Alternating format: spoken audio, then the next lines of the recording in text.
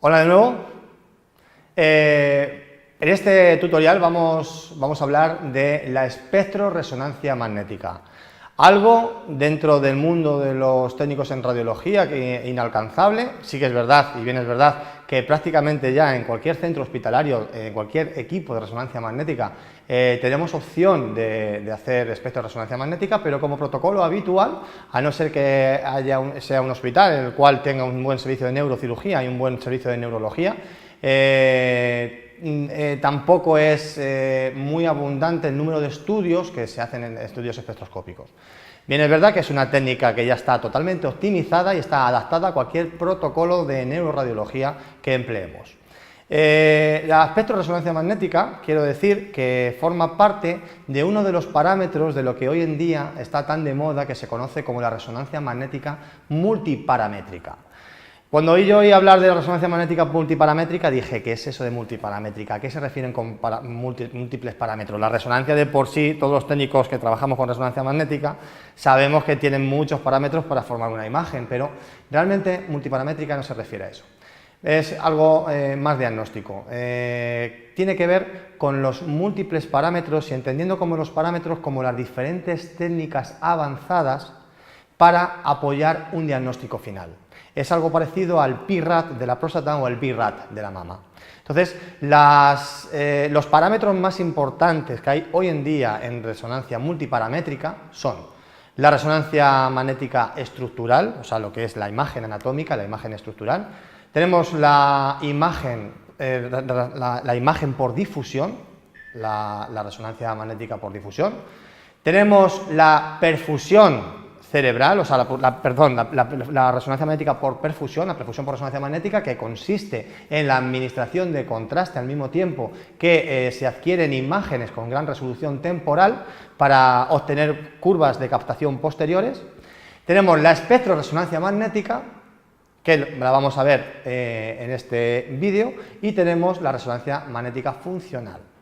Que los estudios de activación funcional, como sabéis, son estudios en los cuales vamos a intentar que el paciente realice una determinada tarea y ver qué áreas de su cerebro, de la corteza cerebral, están involucradas en esa determinada tarea y qué relación tienen con los tumores. Empezamos con la espectrorresonancia magnética. En la espectrorresonancia magnética, lo primero, a nivel muy básico, me gustaría que entendiéramos ¿en qué consiste? ¿Qué necesitamos para obtener la espectrorresonancia magnética? La espectrorresonancia magnética no es una prueba de imagen. Ahora bien, a pesar de no ser una prueba de imagen, es una prueba complementaria a la imagen. Sin la imagen, la espectrorresonancia magnética no tiene sentido. Pero sí que es verdad que aporta un dato más al diagnóstico que la imagen previamente nos ha dado. Consiste en la cuantificación metabólica de una parte del cerebro, un voxel del cerebro o una rodaja en el cual intervienen muchísimos voxeles. El cerebro está formado por unos componentes llamados metabolitos y ahora veremos que metabolitos son los más importantes dentro del cerebro en un paciente sano. Pero esos metabolitos están inmersos en la sustancia blanca, en la sustancia gris. Entonces, la gran parte del cerebro está formado por agua. ¿Qué necesitamos primero para que resuenen esos metabolitos que existen en pequeñas concentraciones en nuestro cerebro? Lo primero que necesitamos es suprimir el agua para que los metabolitos puedan resonar y los metabolitos los podamos cuantificar. Es algo parecido a cuando disolvemos un conjunto de sales en un vaso de agua, pues azúcar, sal, bicarbonato, y lo disolvemos en el agua. Esas sales, esos metabolitos están en el agua de la misma manera que los metabolitos están en el cerebro, pero no nos los vemos y para verlos, ¿qué necesitamos? Pues suprimir o evaporar el agua. En el caso de la espectrorresonancia magnética es fundamental la supresión del agua. La máquina, cuando hacemos un espectro, dedica gran parte de tiempo en hacer la técnica de Fat y Water Suppression, en suprimir el agua y suprimir la grasa. Es un método de exploración no invasivo que aporta una información complementaria a la anatómica, a la estructural. Se trata de obtener un voxel del cerebro e intentar ver la cuantificación en área y en altura de cada uno de los metabolitos que hay en ese cerebro. Los metabolitos más importantes y que todo técnico necesitamos conocer y deberíamos conocer que hay en el cerebro son la colina, la creatina y el N-acetilaspartato, conocidos como CHO, colina, NAA, N-acetilaspartato, y creatina como CR.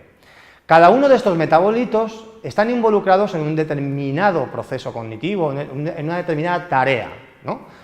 La colina, por ejemplo, es un metabolito que aumenta cuando hay destrucción celular, cuando hay proliferación celular. Entonces, en los tumores la colina está aumentada. Sin embargo, en el paciente sano existe colina, pero a unos niveles muy básicos. La creatina es un metabolito que suele alterarse en muy pocas patologías. La creatina es un metabolito que difícilmente se altera, por eso se utiliza como metabolito de referencia.